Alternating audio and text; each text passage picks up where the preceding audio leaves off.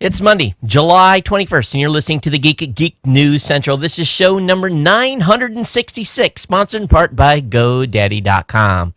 Get a managed WordPress site for just $1 a month for 12 months straight and a free domain at GoDaddy, or pick up a domain for just $1.99. All my specials can be found at geeknewscentral.com/GoDaddy. Hey, folks, I got a great show lined up for you tonight. It is like crazy muggy here. We'll talk about that here in a few seconds, but you know what's coming next. Strap in. Here it comes.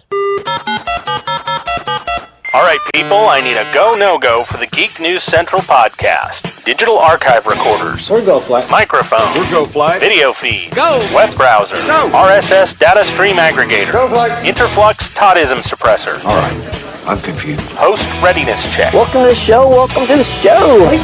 The Geek News Central podcast is a proud member of the Tech Podcast Network. If it's tech, it's here.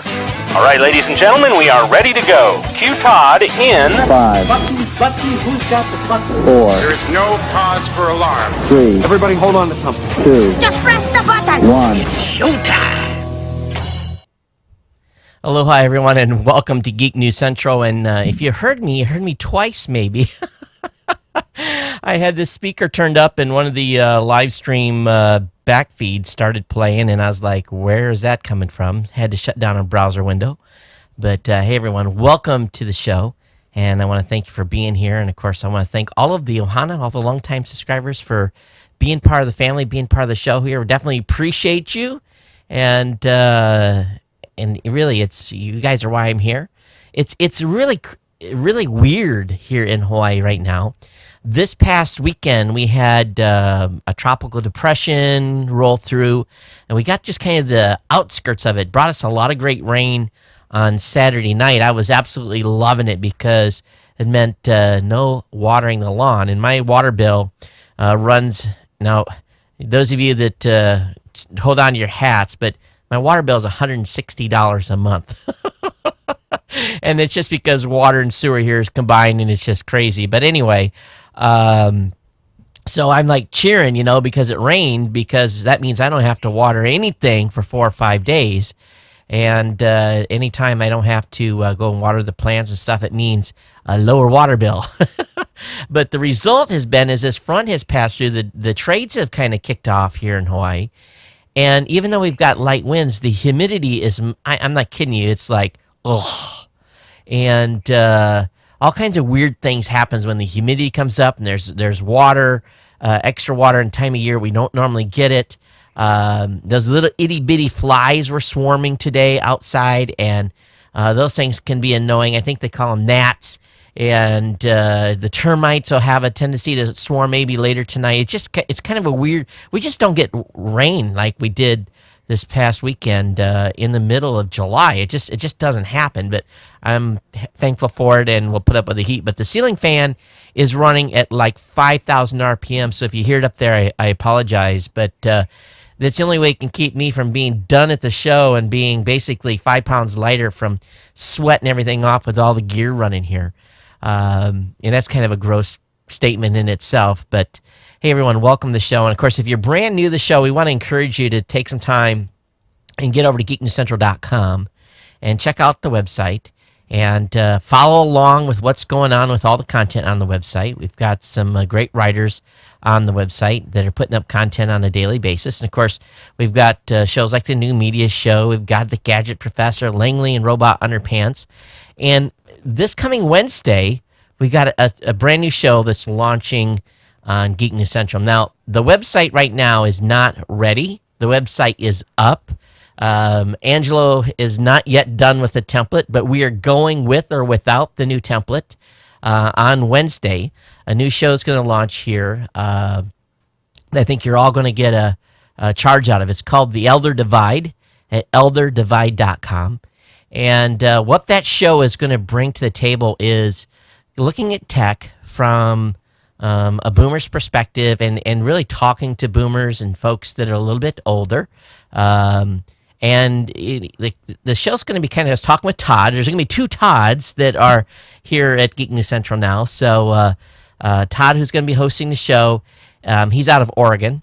And he's going to be kind of breaking the show up kind of an interesting format. He's going to take, for example, his first episode is going to be talking about cell phones. And then the second version of the second episode will talk about smartphones. So he's going to have kind of like a two-part series and talk about topics as he's going through. And he's got a lineup of topics he's going to be covering. But he's going to get into detail on, helping seniors or helping folks a little older having a little bit of struggle with technology. And again, this is I think the audience is going to define itself over time. So we'll know after 3 or 4 shows probably where we'll want to put let's say people X age and over, or maybe it's going to end up being a show that anyone will want to listen to. So Todd's going to kind of define that. But so the second show will be on smartphones. So he's going to have like 1-2 series.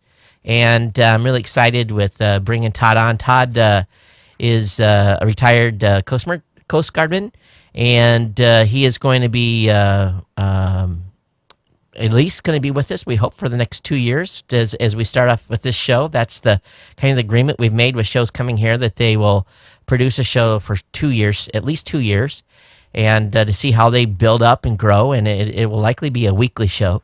But again, elderdivide.com. When the new template's up on the website, and my God, I'm getting sick and tired of talking about this, is there will be a links to every site will have a link back to the main site. So new media show, the Geek News Central special media events, the Gadget Professor, all those sites are going to have their own websites now. They're going to have their own dedicated landing pages, old branding, all underneath kind of a central theme.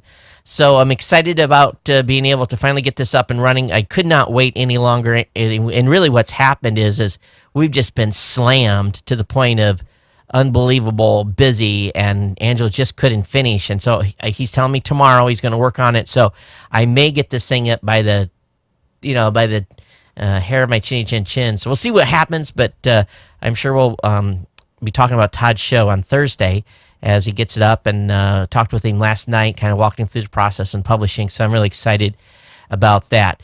But this show, obviously, twice a week, every Monday and Thursday night. And we want you to get subscribed to the newsletter. If you come over to the website, that gets you hooked up with us so that you get an email directly following the show with all the show notes, all the links to the content that I cover. And, of course, you can follow me on Twitter at Geek News, and you can also email me here at the show at geeknews@gmail.com. And, of course, you can follow on Google Plus and Facebook and so forth.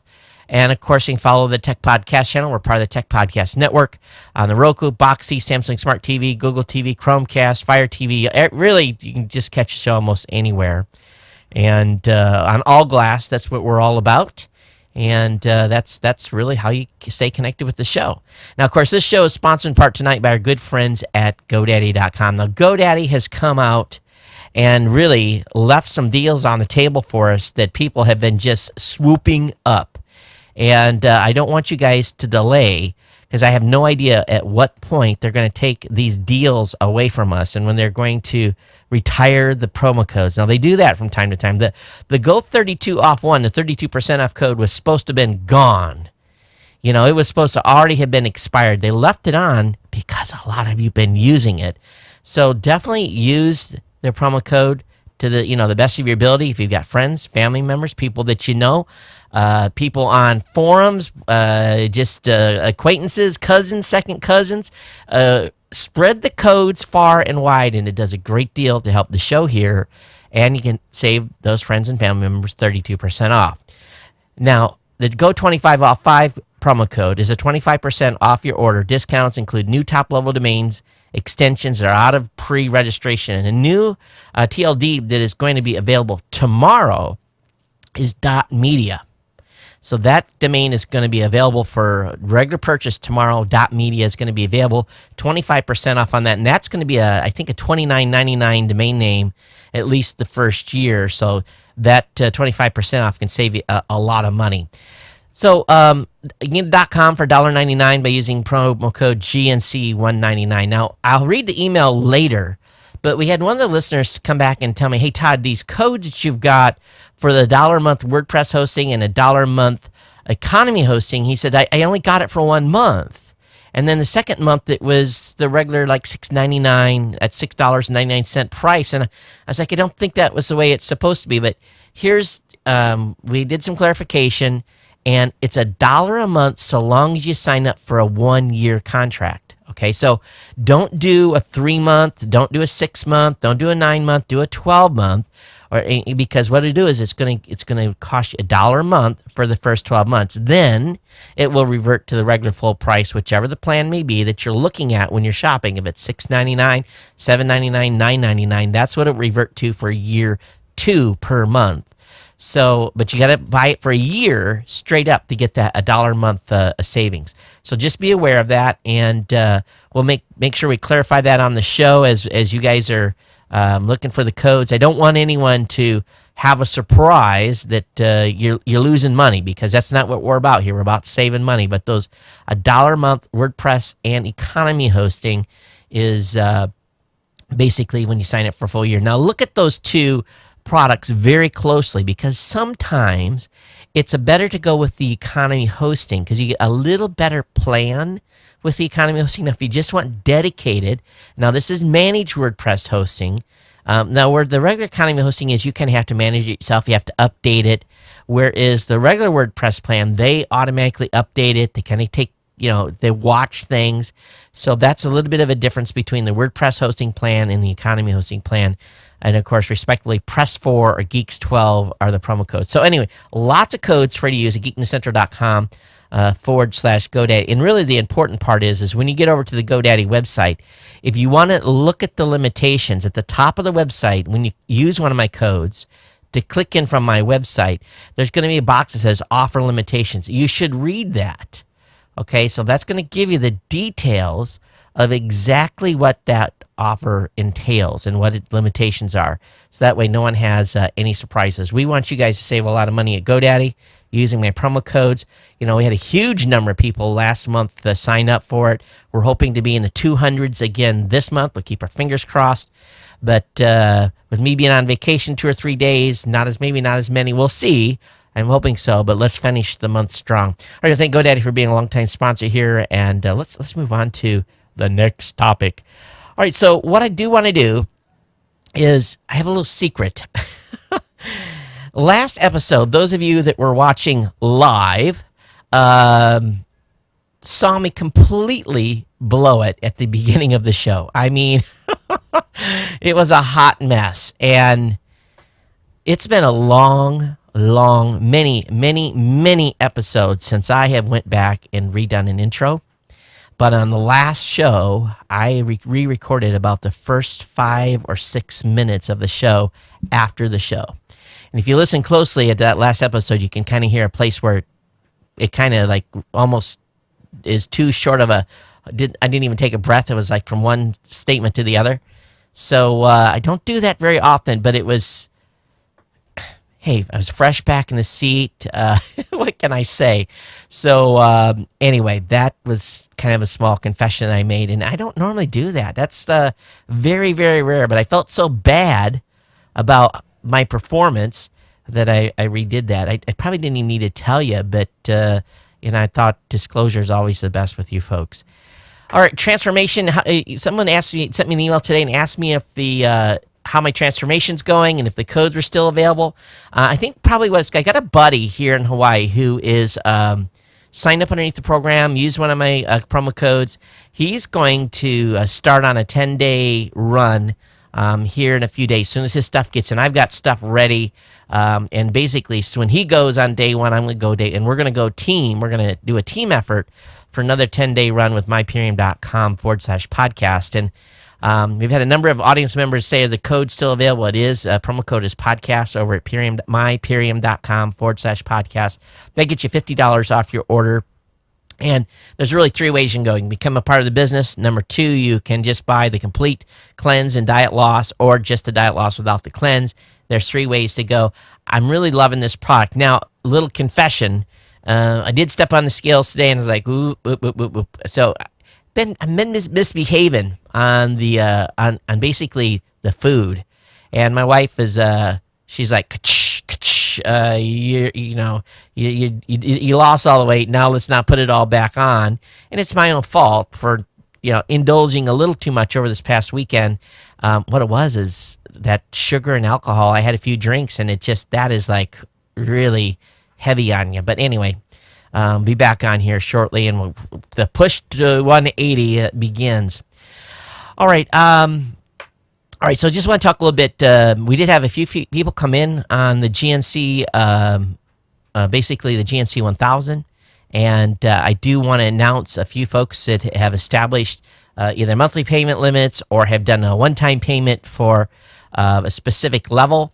And if you guys remember, as I talked about this on the last show, this is the new thing that we're going to be doing here to really work on taking the show to the next level, and hope that you guys support the show financially to really go to basically take the show to the next level. And as we march to 1,000, I would like 1,000 of you to be supporting the show. And I know that's a big challenge to meet that type of a number. But what we've got is, if you come in at $60 a year, you're going to be a Ohana warrior or a GNC warrior. If you come in at $125 a year, you're going to be a kahuna. If you come in at $250 a year, you're going to be a big kahuna. And if you come in at $500 per year, you'll get like this elite status called ali'i. And then those folks that contribute more than $1,000 a year, we got a royal consul title and King's Court at $5,000 for a lifetime donation. But I was really excited to see how this was going to work out, because I didn't get any hate mail, but what we did get was some donations. So I want to announce some big kahunas. And so our big kahuna, Robert, congratulations, you big kahuna. Thanks for coming in and supporting the show at the $250 level. I want to thank big kahuna Todd for coming in at his monthly contribution at the end of the time. We'll reach $250 as well. And then we've had a longtime subscriber that is basically already pre-qualified at the kahuna, big kahuna level, and that's Dale. So big kahuna Dale. The three of you guys, thanks so very much. Combined together, that's a fantastic a donation to the show. I do appreciate it a tremendous amount. Now, at the same time, we've got some folks that have qualified at the warrior level. And again, the warrior level is coming in at, let me double check my own math here, is at $60 per year. And that would be Warrior Garrier, Warrior Michael, Warrior Denise, and Warrior Bo, and Warrior Andrew. So we want to thank all of you folks for being in there. And I'm going to be making sure I audit all the names. We'll come up with a list. We'll have something up on the website.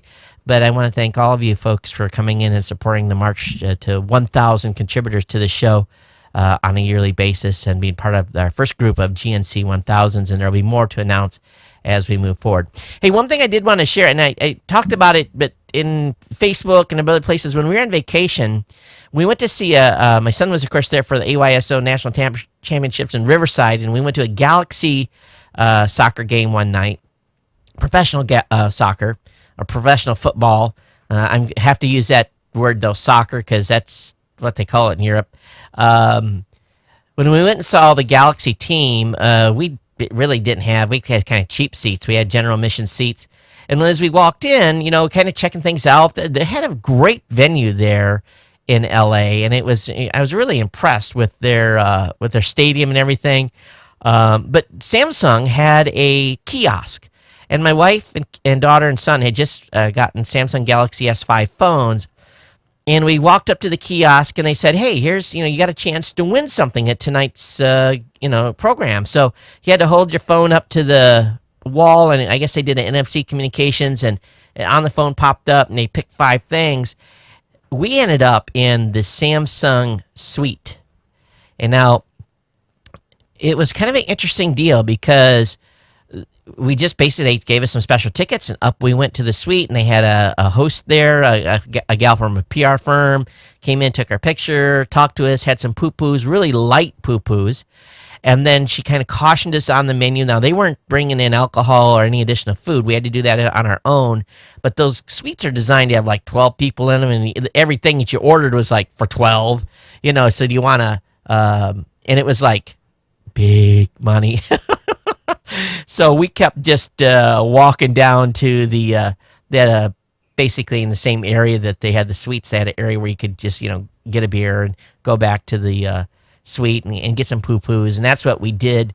But if any of you saw our Facebook pictures of us in that suite, that's how we got in there. And I hadn't shared that, and I wanted to because I'd forgot to do that when we got back. But again, I want to thank all of you. And of course, the GNC 1000 folks are all part of the insider group. And we want to thank, and I don't want to make two classes of listeners. Everyone here is part of the Ohana and part of the family. And we do want to, again, thank the folks that are supporting the show financially and value for value and so forth. All right, so now enough time of me chatting. Let's get into the tech. Let's get rolling on and move them and get forward into the content of today. I want to start right off. And, yesterday was a big day. Neil Armstrong was the first man to walk on the moon. And a building at NASA's Kennedy Space Center in Florida where Apollo astronauts once trained was named in honor of astronaut Neil Armstrong, who died, of course, in 2012. And he was remembered at ceremony as not only an astronaut, but also as an aerospace engineer, test pilot, and university professor. And NASA renamed the Operations Checkout Building, also known as ONC, which is on the National Register of Historic Places. It's been the last stop for astronauts before their flight since 1965, and it was also used to test and process Apollo spacecraft.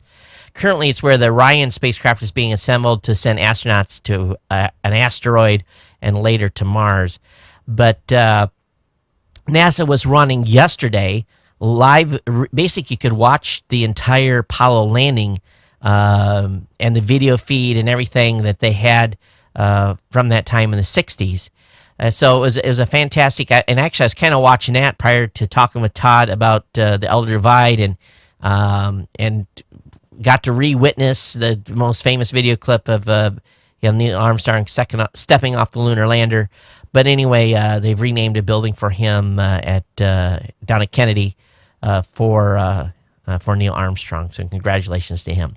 Hey, on the last show, we had a article that talked about a House Republican from Tennessee who was putting in legislation that basically I was clouded on. I could not get a good handle on what she was trying to do. And it turns out this amendment backed by House Republicans would make it illegal. Now, this is important. Illegal for local governments to ask the FCC for permission to build their own ultra-high-speed, cheap, net neutrality, preserving community broadband networks. So we now know that more than 20 states have laws on the books that prevent local communities from building municipal fiber networks. The FCC has recently said it would help local communities preempt those laws, giving powers back to small towns who know that they want better, who know what they want better than really anyone in Washington, D.C., or even in a state house. But this Representative Marsha Blackburn's amendment, which nearly all House Republicans voted in favor of, it was basically put in part of the budget, would make the FCC move illegal. And so here, I want to show you guys something, and this is really, I'm a big fan of municipal broadband. I had been for many years before it was even, the town that was real close to where I grew up with. And it's a small town. Even today on the map, it's a town called Coldwater, Michigan, which next to where I grew up in Quincy, which is even smaller. It's got like a one stoplight town. You blink and you're through the town.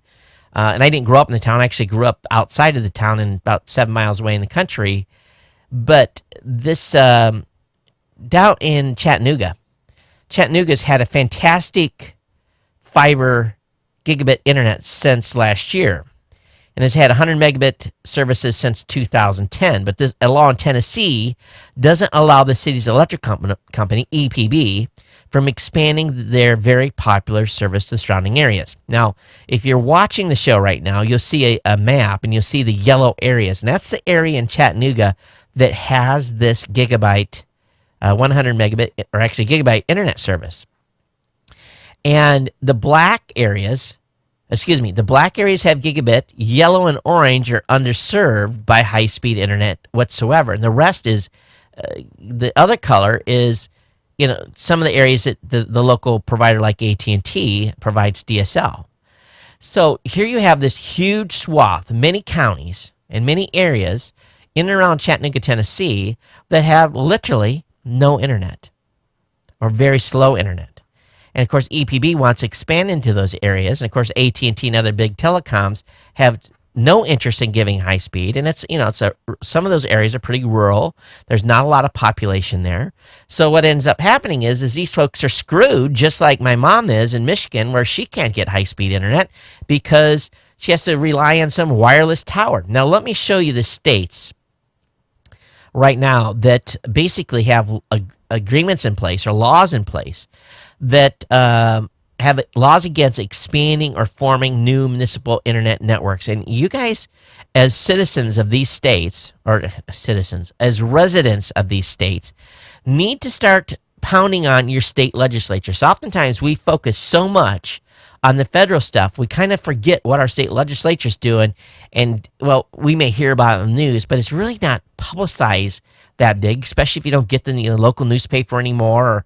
So Washington, Nevada, Utah, Colorado, Nebraska, Missouri, Arkansas, Texas, Louisiana, Tennessee, Alabama, Florida, Minnesota, Wisconsin, Michigan, Pennsylvania, Virginia, North Carolina, South Carolina. Those are all states that have laws against expanding or forming new municipal internet networks. Why? Why is that? Because what has happened is the politicians got their hands out. They're allowing the monopolies like AT&T and T-Mobile and Comcast to continue to retain monopolies in these states. So if you are a resident of one of these states, you need to start screaming bloody murder and become an activist in demanding that this type of legislation be repealed. Now, because this gal in Tennessee is going to keep the FCC from doing it. She's going to have this in this fight. Basically, it's been stuck in as a rider. One of these stupid things that these politicians do by attaching an amendment to a bill that has some obscure language that really will tie the FCC's hands. Now, the FCC's already got its own issues, but basically, I bet you if you look at this gal's donors, I bet you she's getting a lot of money from AT&T Uverse and all those folks that want to stop local municipalities from building broadband internet. Google's not going to come to your area anytime soon. Select areas are going to get Google. So we need to pay attention to this stuff. And I just want to make you guys aware that this is continuing to go out there. And so, again, I wanted to reiterate this from the last show because I had some confusion on the impact that this gal's amendment was going to do to this initiatives. And they're just basically taking the money away from the FCC and not allowing them to help the local municipalities. So anyway, I have a link up in the show notes on that. You guys get active in your communities, please, please, please, and beat the drum. If you do it, then maybe the United States as a whole can get out of its low ranking among developed nations. Now, here we go. The U.S. ranks 16th. This is according to broadbandnow.com. The U.S. ranks 16th among developed nations for broadband penetration. Data suggests it will continue to fall like a rock. According to the 2013 analysis by the Organization for Economic Cooperation and Development, OECD, an international organization designed to stimulate world trade, the United States now ranks 16th, down from 14th in 2010, for wired broadband penetration behind Korea, Canada, and New Zealand. So let's talk about the top 15. Switzerland, Netherlands, Denmark, Korea, France, Norway, Iceland, United Kingdom, Germany, Belgium, Canada, Luxembourg, Sweden, Finland, and New Zealand. And the United States is at 16th. Now, who's below? Who's below the United States? Japan, Austria, Australia, Spain, Israel, Slovenia, Estonia, Greece, Ireland, Portugal, Italy, Hungary, Czech Republic, Poland, Slovak Republic, Chile, Mexico, Turkey. That does the top 34. Now, based on further data collected by the OECD, the U.S. now ranks 24th out of 31 participants when it comes to the speed at which broadband penetration is increasing. So we are 24th in speed increases. with the only countries below us would be Iceland, Mexico. That's a sad state of affairs when we're just Japan, Turkey, Italy, Sweden, Luxembourg, states and countries that speeds are increasing dramatically faster than the United States. Australia, Netherlands, Norway, Denmark, Poland, Chile, Korea, Austria, Canada, Ireland, Spain, Slovak Republic, Germany, Czech Republic, Hungary, Belgium, Finland, Portugal, United Kingdom, New Zealand, France, Greece, and Switzerland being number one. Doesn't just, quite frankly, make you very angry? It makes me very angry because it's slowing down economic development. We need to, we got the need for speed. Let's go. And don't get me wrong, I got great speed here now.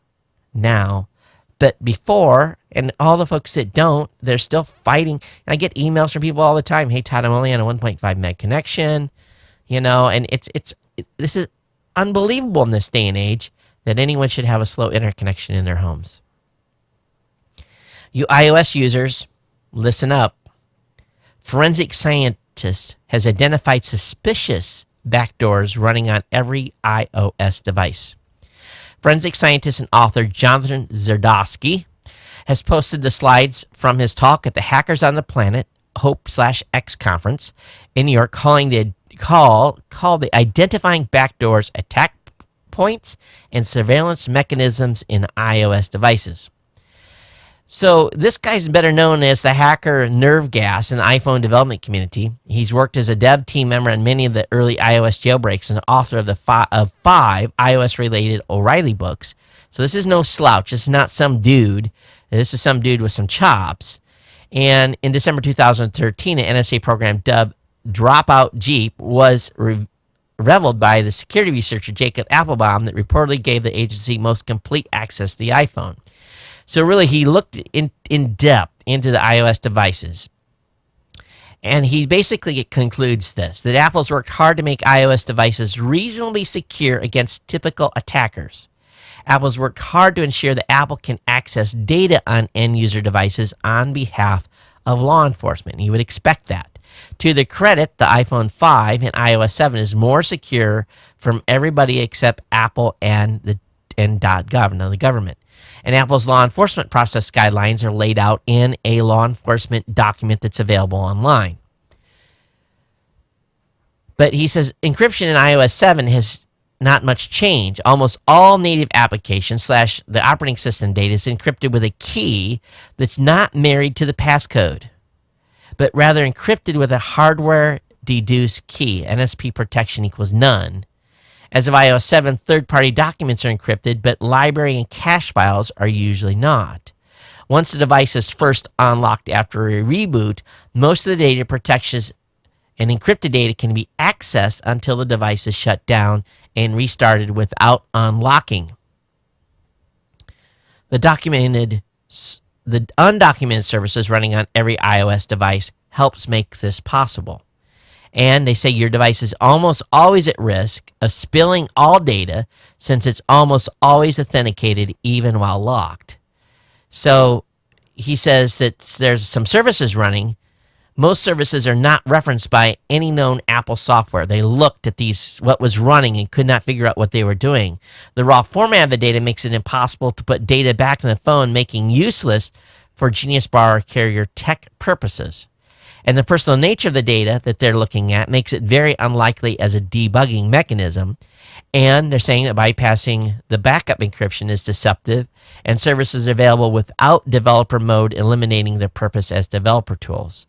So his questions to Apple include, why is there a packet sniffer running on 600 million personal iOS devices instead of move to developer-only versions? Why are the undocumented services that bypass users' backup encryption that dump mass amount of personal data from the phone? He asked, why is most of the user data still not encrypted with the PIN or passphrase, enabling the invasion of my personal privacy by anyone? And why is there still no mechanism to review the devices my phone is paired with so I can delete ones that don't belong? And he says Apple's dishing dishing out a lot of data behind our backs. It's a violation of the customer's trust and privacy to bypass backup encryption. He says there's no valid excuse to leak personal data or allow packet sniffing without the user's knowledge and permission. Much of this data simply should never come off the phone, even during a backup, and Apple has added many conveniences for enterprise that make tasty attack points for .gov and criminals. Overall, the otherwise great security of iOS has been compromised by Apple by design. So a pretty hard-hitting article, and it made big waves over the last couple of days here. But basically, there's probably a backdoor on every phone if we think about it. At the same time, Apple's released iTunes 12 beta, and it's it has a new look. They've updated the motif of iTunes. The only time I open iTunes anymore is to write ID3 tags to MP3 files. That's about the only time I'm in there, but it does have a new design. So if you are on the beta, you can get access to it and take a peek. But that will be coming out soon, obviously. All right, moving on here. China has now has more internet users on mobile devices than PCs. And someone was saying in chat room, does the host read this? Yes, but I don't see, I think he left already. But yeah, China now has more internet users on mobile devices than PCs. China says that of the 632 million internet users recorded this June, 83%, 527 million were using mobile devices at least some of the time. Meanwhile, 81%, 512 million people hopped on using computers. Internet adoption is almost exclusively driven by ultra-portable gadgets. In fact, while overall internet usage grew 2.3% in the space of the half of a year, the number of mobile surfers jumped by 5.4%. The growth pattern suggests that many first-timers don't have a PC at all. And since my wife got that Samsung Galaxy S5, I see on that tablet, on her phone, a lot, and not on her iPad as much. Well, if you want to mess with somebody's mind, a prankster can now hijack your Chromecast to show you whatever they want. So it appears that someone has developed something called the Rick Remote Control. It's a proof-of-concept device that hijacks Google Media Stick to play everyone's favorite Rick Ashley video. So you get Rick-rolled, and theoretically on loop. This Raspberry Pi-based box simply floods the Chromecast with Wi-Fi disconnection requests, kicking the adapter into a setup mode. After that, it's easy for the Rick Remote to make its own connection and deliver non-stop Rick Ashley.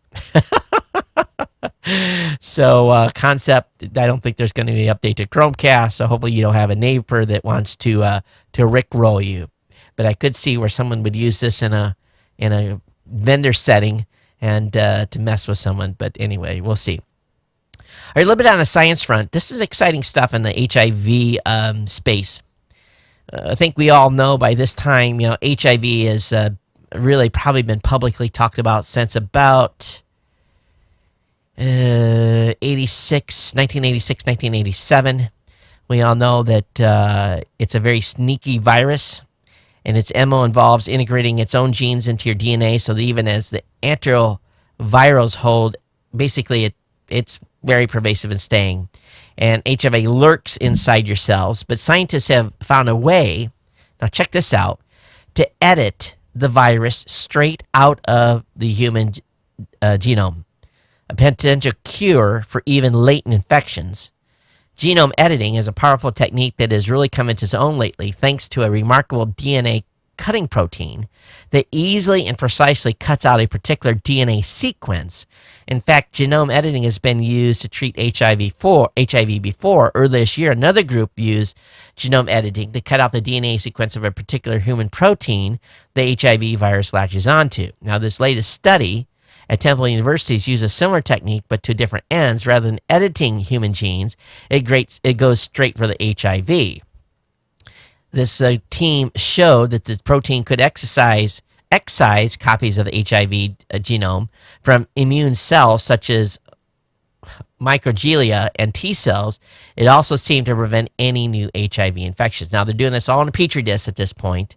It's not being done on humans, but this is pretty exciting stuff. You think about going right in there and editing the DNA and cutting it out. It's pretty powerful. That's pretty powerful stuff. And it makes you wonder if that's not going to be the future of cancer treatment and everything else. It's, caused so many deaths in America. They're going to get this thing. They will at some point. Along with all the personnel cuts at Microsoft, Microsoft is basically condensing all of their conferences into one, and it basically saying we got too many conventions going on. And so they're planning to change the way it handles corporate conventions, consolidating 5 of its enterprise user conferences into a single event. The company said that next year, the Microsoft TechEd, Link, Exchange, SharePoint, and Project Conference would all be joined into one event, described the company as a unified Microsoft Commercial Technology Conference. So that is going to be the place. Hey, I did get an email from Rob Greenlee. He said he would be willing to come on the show tonight to talk about the contractors and how that works and the firing and what's going on over there. But typically, I don't bring on guests during the live show. Maybe we'll get a chance to talk about it, Rob, with another time and splice something in. But I do know a lot of the regular Blue Badge folks at Microsoft did get their notice, and a huge bunch of them have been laid off already. As of many of them, as of last Sunday, was their last official day that their key cards work. All right, hey, just want to share a little thing on Arrow. Of course, we know Arrow's been struck a fatal blow, and Arrow had 77,596 customers spread among 10 cities at the end of 2013. About 27,000 subscribers live in New York City, which was Arrow's first market launch, and then they had 12,000 in Boston. The Atlanta area had about 10,000 subscribers. So, but if we compare this, Netflix just announced it has more than 50 million subscribers. So really, their number of subscribers Arrow had was relatively small. But according to the Copyright Office, they kind of had indicated less than 100,000 subscribers as well. But we'll see. But they felt that they could support up to, before, they felt that they could support up to 350 subscribers in New York City, and estimating was serving 135,000 customers. Well, obviously they weren't near as much or near as high as numbers as they thought they were. Hey, I don't know if I showed this on the last show or not, but there's been a leaked screenshot of the new Start menu on Windows 9, and the folks at The Verge have this up. And if I did share this last week, I apologize. Of course, I didn't have the screen working where you guys could actually see the screen. But I'm looking at this Start menu, and I think we did talk about this a little bit, and I'm thinking to myself, really? I look at this thing, and I'm like, you're kidding me, right? But you got mail, you got calendar, you got settings, you got headphones. I guess you can probably organize what's in there, but and a place there for all your apps. But those of you that are watching, you can see this now, but for those of you that are listening, the link will be up in the show notes tonight. You can take a peek if you so desire. Excuse me. Article over in the Times of India. iPhone 6 price, launch date have been leaked online. New evidence points to a September 19th release date for Apple's next generation iPhone, which is likely to be called iPhone 6. A user in China has posted an image featuring a promotional flyer of the iPhone 6. While the text is in Chinese, the flyer features 2 variants of the iPhone, the 4.7-inch version and the 5.5-inch version, in line with 2 previous leaks. The flyer also suggests a September 19 release for the 2 phones and quotes the iPhone 4.7-inch price in Chinese dollars in RMB. That would be rupees, I think, for India, would be 5,288 RS. I don't know what RS is. 51,200 RS, and 5.5-inch would be 6,288, or probably 60,900 RS, whatever cash that is. So someone's gonna have to do the conversion there. You can figure $600, $700, $800, something like that.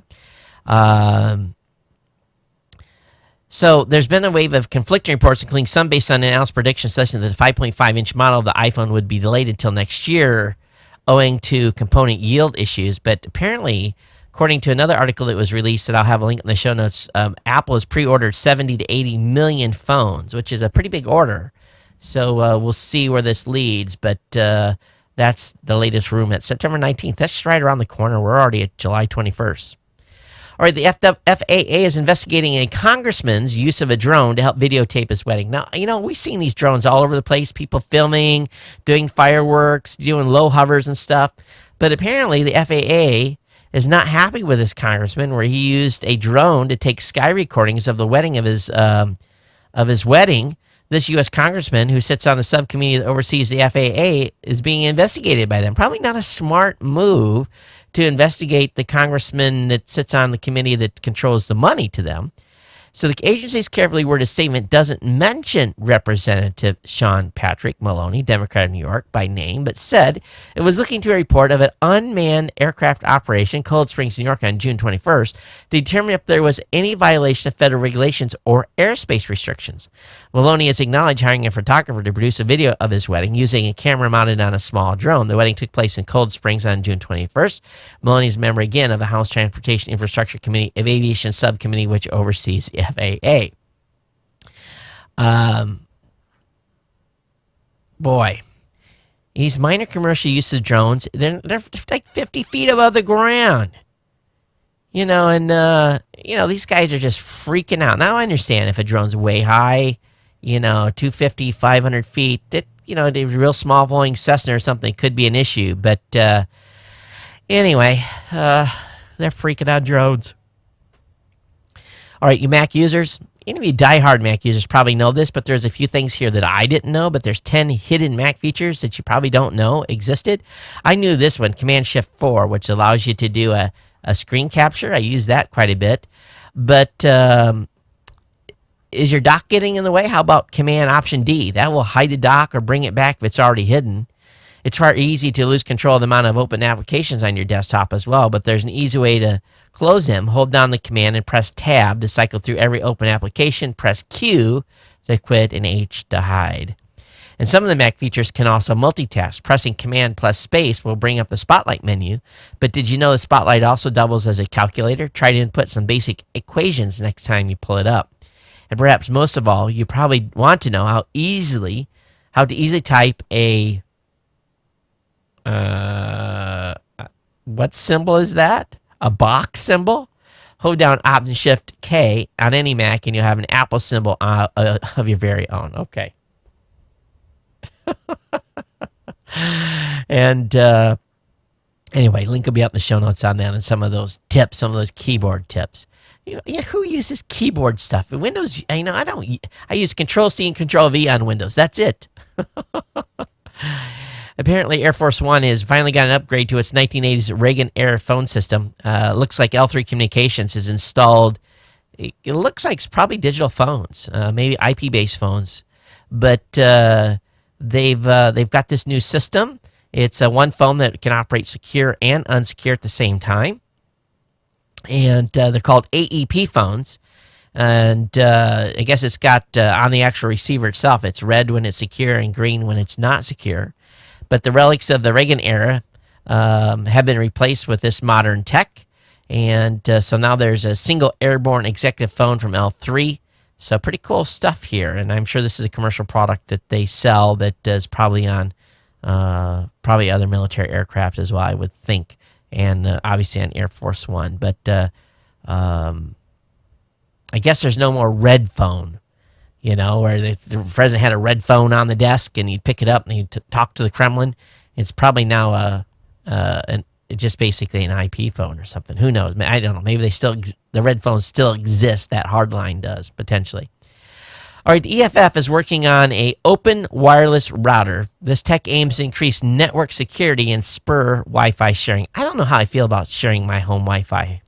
But advocacy group EFF wants to address the poor security track record of home routers with a new firmware project that will encourage users to share their internet connection publicly by setting up guest Wi-Fi networks. The first experimental version of firmware, called the Open Wireless Router, was released Sunday and is mainly aimed at developers and hackers who can assist with finding bugs and improving the software overall. The project's main goal is focused on allowing the router to securely set up public Wi-Fi networks for passerbyers to use, which EF and other organizations argue help conserve radio spectrum. So most of all, existing router software is full of cross-site scripting and cross-site request forgery vulnerabilities, and they want to change that. So I don't know if this is going to make it into devices, but they're definitely building a software version that will be able to be installed on a single router model, the Netgear WNDR 3800. And however, the firmware is also based on a custom router software called Zero WRT, which is based on OpenWRT, one of the most popular community-built router firmware projects. Supports a wide range of router models from many manufacturers. So pretty cool. I've never played with custom builds for that. All right, need more storage? Wait to hear this. Western Digital has now got available a 6, yes, I repeat, a 6 terabyte hard drive. Woohoo! Western Digital's $299 6 terabyte WD Red. This is a big hard drive. And for $299, oh, sign me up for 4. No, I don't need 4. But I'd be honest with you, I just went through, my Windows Home server was full to the gills. And of course, it's striped. So the way, I put in, I have 4 2 terabyte drives. And really, you don't get that much storage out of it. But this going to 6 terabytes at $299, cannot wait. Well, I can wait. But when this, just think about that, 6 terabytes in a 3.5-inch enclosure. This pricing is insane. Western Digital's HGST unit already ships a 6 terabyte hard drive called the Ultrastar HE6, which is selling for $477 on Amazon. Seagate 6 terabyte desk hard drive is selling for $299 on Newegg and B&H Photo and Video. The 6 terabyte drives could increase available capacity. Now, this one here is at the WD Red hard drive is $299, and the WD Green will go for $279. The WD Red is designed for enterprise with more NAS and error correction features, so just buy the red one. Don't buy the green one, okay? And actually, the Seagate got 6 terabyte drives. I like Seagate drives better than Western Digital myself. I didn't realize we were up to 6 terabytes already. Where have I been? Verizon Fios customers have just gotten a massive upgrade for free. You're going to have asymmetrical download speeds. So if you're on a 15 meg down plan, you'll now have 15 meg upload plan. I don't know if this is trying to fight off some of the bad PR they had over Netflix or not. All right, this next one, all of us can relate to. Maybe not everyone. It depends on where you're listening to the show from. But there's a new product that's getting ready to be get going here. It's called a smart toilet paper holder. It won't be ignored when the roll runs out. How many of you, just run into the bathroom, plop down on the seat and turn to look and the roll's empty, and you're like, oh. Well, we solved that problem in our house because in each bathroom there's a cabinet, and right within reaching distance is here's a little tip. My wife is so ingenious. When next time you buy a 12-pack of Coke or Pepsi or whatever your favorite soda beverage is, when you open up the top, and even after you've emptied it all the way, don't throw that away, okay? What you can do is if you look at that 6-pack, this is a tip of the day. You guys are going to love me for this. So what she did is that 6-pack will hold 3 rolls of toilet paper. They fit in perfect. They the exact right width. A toilet paper roll is about the same width as a Coke can. So a toilet paper roll will go right in one of those boxes. So what she did is she took a old Coke 12-pack and she wrapped it up and put some nice paper on it or something. I don't know exactly what she does, but it doesn't say Coke on it no more. It's got some paper on it. It's, she wrapped it up, beefed it up a little bit. And whenever the toilet roll is empty, I just open the door, and that box is right there, and out comes one. Now, you got to remember to refill the box. But if you're looking for a way to stash TP in a good way and keep it hid out of sight, that's the way to do it. Next time you finish a 12-pack, just your toilet paper will fit in there perfect. But anyway, going back to this, the smart toilet paper holder won't run out. And so you go through these stages of grief, denying that it's empty, blaming yourself for not looking, or blaming the kids or your spouse for failing to refill it. and you have to solve the problem yourself. So Roll Scout on Kickstarter wants to make sure that you never suffer again. On the surface, the Roll Scout looks like a modern, sleek, wall-mounted toilet paper holder, but it hides an infrared emitter and sensor. When the roll empties down enough, the emitter and sensor connect, and the holder pulses with a round amber light to alert the unsuspecting bathroom user to the dire nature of the situation. The battery-powered Roll Scout can run up to a year on a single A23 battery, since it's designed to only wake up every few minutes to check on the roll. Roll Scout's team has already built a working prototype, and they're looking to raise $37,000 to go into production with 29 days left on the project. About $200 in pledges have rolled in so far, so they're not doing real well on their thing here. But if you want to drop $59 on a toilet paper holder that alerts you when there's an issue, this is the way to go. And you can say, you don't have no excuse. You saw that thing blinking at you. You did, you know. You gotta love it, don't you? You really do. You gotta love it. There's a lot of stuff going on with email right now, and federal judges are giving government open-ended access to contents of some suspects in basically some certain types of accused crimes Gmail accounts. And some of these requests are pretty broad. They give access to the entire account. Some of the requests have been very focused, but recently there's been more and more where just the court says, okay, you can have access to the entire Gmail account. So this is something that's happening in the space, and we'll just have to keep an eye on it as happening more and more. Apple said to be readying OS X Yosemite for a public beta. So this could be available for you guys to check out soon, those of you that are diehard Apple users. This article on Yahoo made me go, yeah, really? Apparently, BlackBerry is saying that its Square phone is already stealing back iOS and Android users. Really? When's the last? I haven't seen anyone use a BlackBerry for a long, long, long time. I don't see anyone using BlackBerries. Does anyone in this audience, if you have a BlackBerry and you're brave enough, the email address, geeknews@gmail.com, is where I want you. Okay, please, listen. If you use a BlackBerry, the Passport specifically, if you use one of those phones that you bought yourself and wasn't forced to use by your employer, please email me and tell me that you're using a BlackBerry. I haven't seen anyone use a BlackBerry in ages. So if this is true, that BlackBerry says its Square phone is steadily stealing back iOS and Android users, I don't think so. Of course, what's going on in Israel and Gaza, it's something that happens, just like every 3-4 years, things blow up over there. But they've got a new app. They have an app for that. If you are planning a trip to Israel or you live in Israel, you probably already have this on your phone. It's called Red Alert. The Red Alert app warns of imminent missile attacks in Israel. The app is also used as a social media outlet.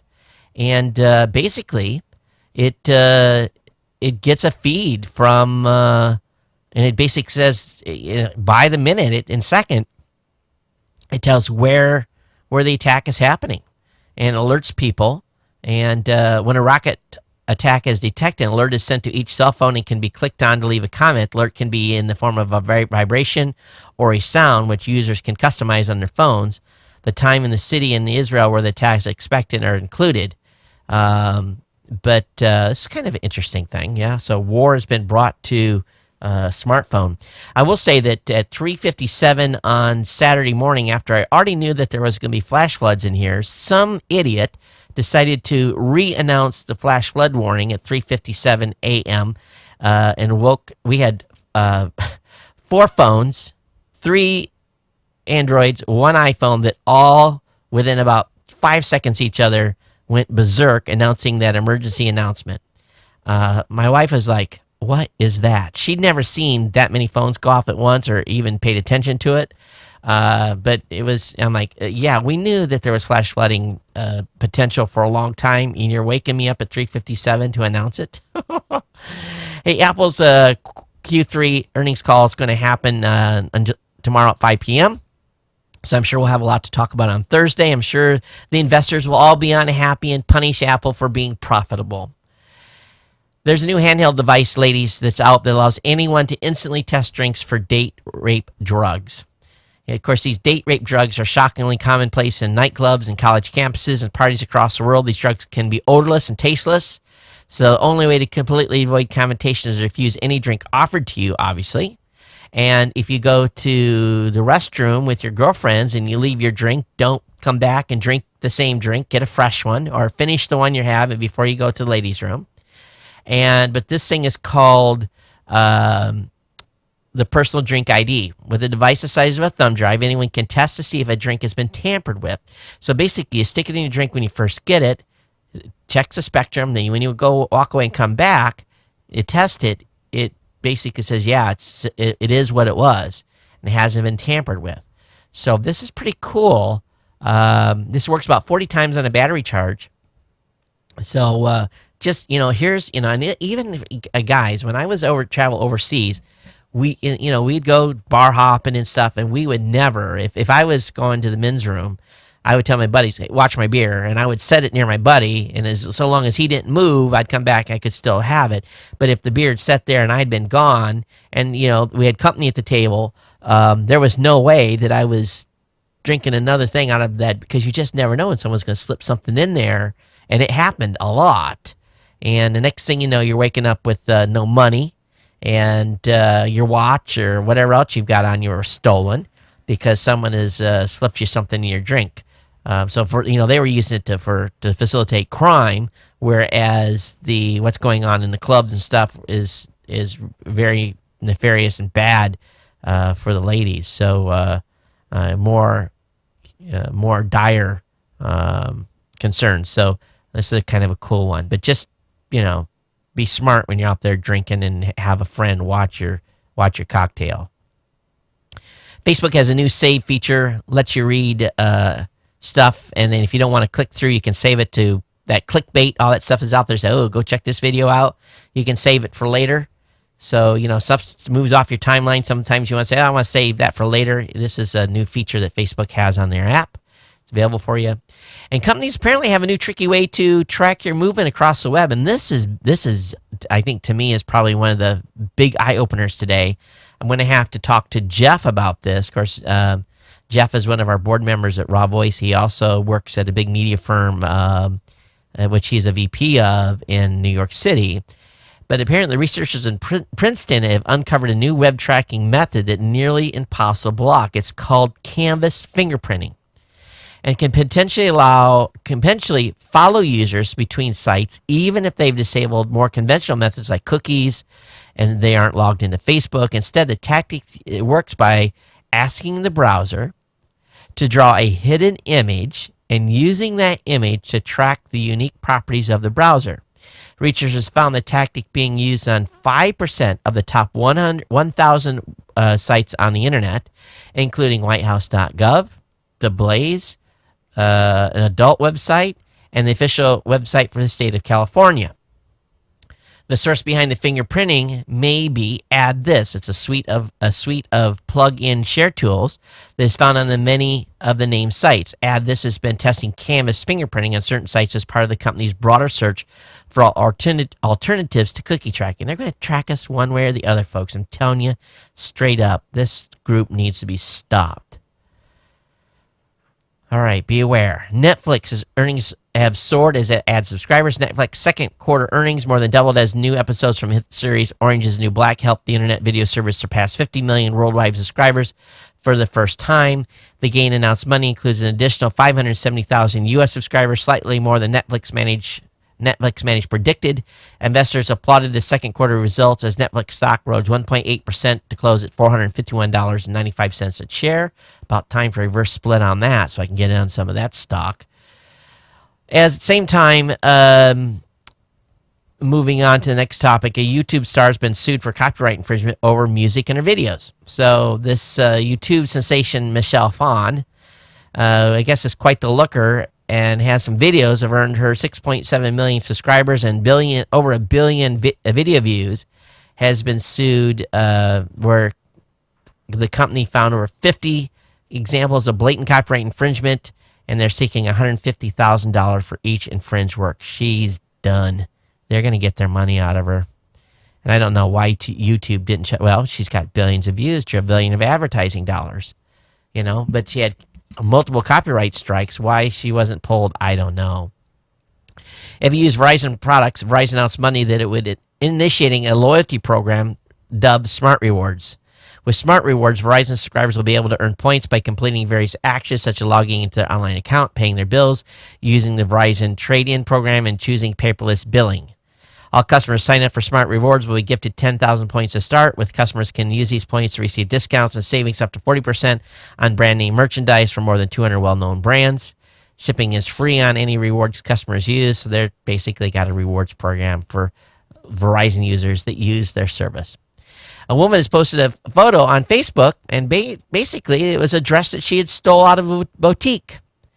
The boutique had actually put a notice out to their customers that particular dress had been stolen. It had a unique print, and this lady apparently had taken a picture of it, and she was in a local area, and whenever one of the customers saw it, reported it to the store, the lady was arrested. So if you're going to go steal something from a store, probably not advisable to put it up on Facebook, especially if it's a boutique.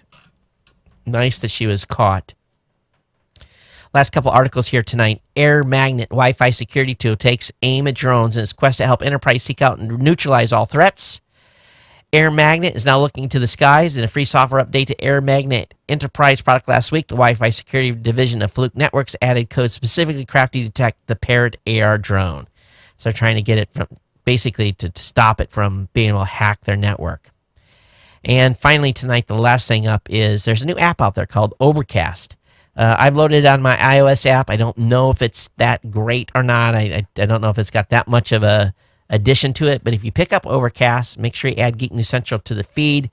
That way we get populated in their directory. But Overcast is a new podcast app that's out there, okay? All right. Let me look in the email here, see what we've got. Don't think a lot of stuff has come in. I know we had something from, I don't know if I read this stuff on the last show or not. Let me look at the date on this. Oh, this came in after the show. So, Joe, I hope you, again, that promo code for Purium is mypurium.com/podcast. $50 promotion is still available where you get that off. Got an email from Jack. This is CES TriCaster Jack. And Jack's going to be coming out to Vegas with again for CES in January. And as we initiate our new plan, as we've talked about in previous shows. But he says, Todd, thanks for including the video of the 787 at the Farnborough Air Show. That was a real pleasure to watch. It brought back many memories. Having flown the Air Force commercial aviation for some time as a test pilot, I've done those maneuvers. I remember being asked by a crew chief after he saw a takeoff similar to this, how many Gs I was pulling.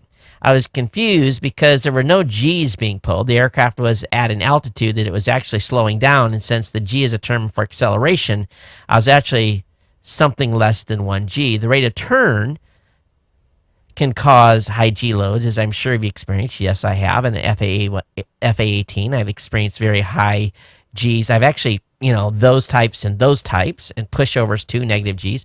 He says the turn of on the 787s was at a relatively slow airspeed, and the rate that I suspect they're pulling less than 2 Gs. He says this is just so impressive because we're not used to seeing a commercial jetliner at those altitudes. Thanks for the video. I agree, and what really happens there is,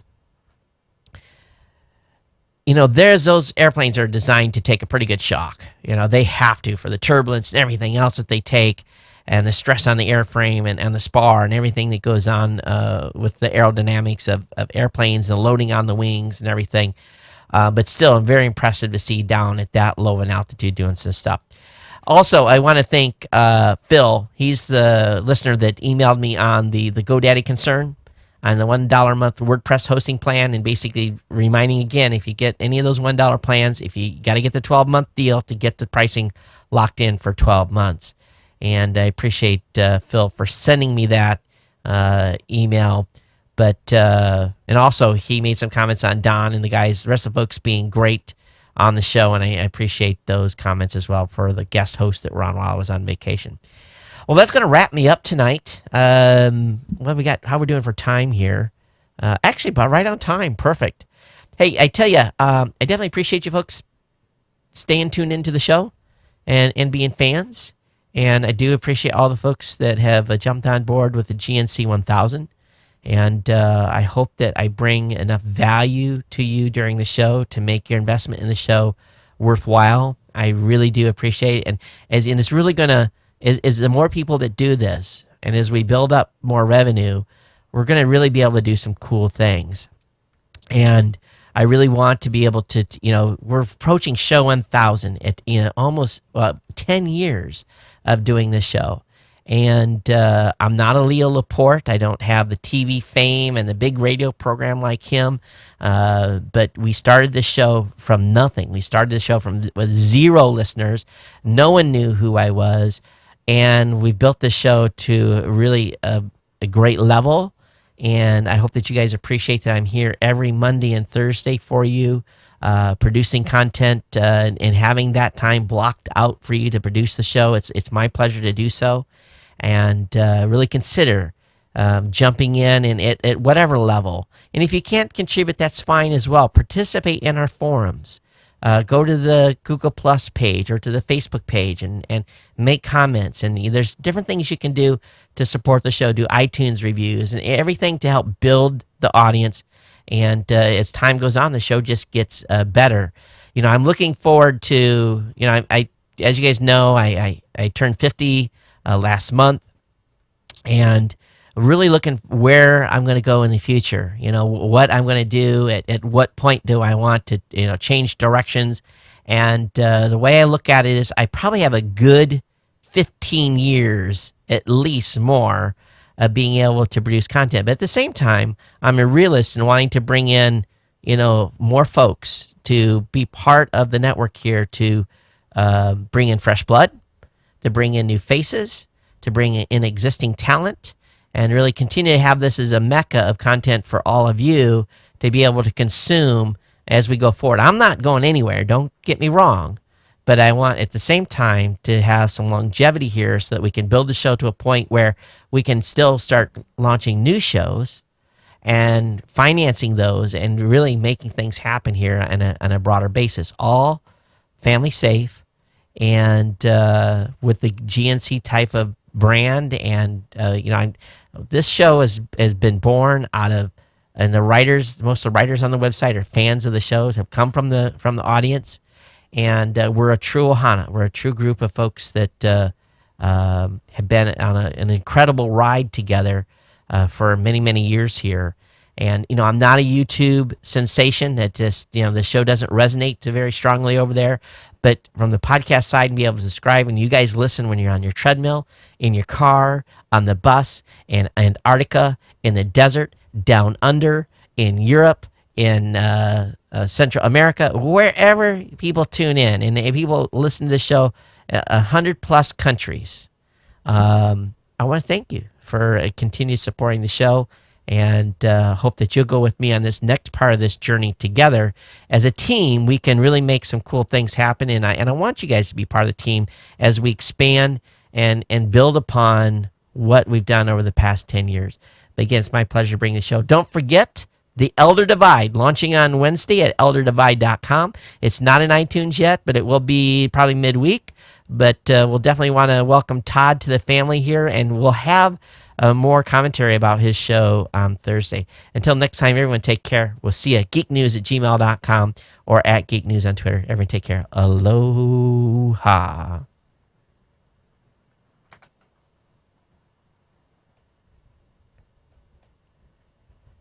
Bye-bye, YouTube.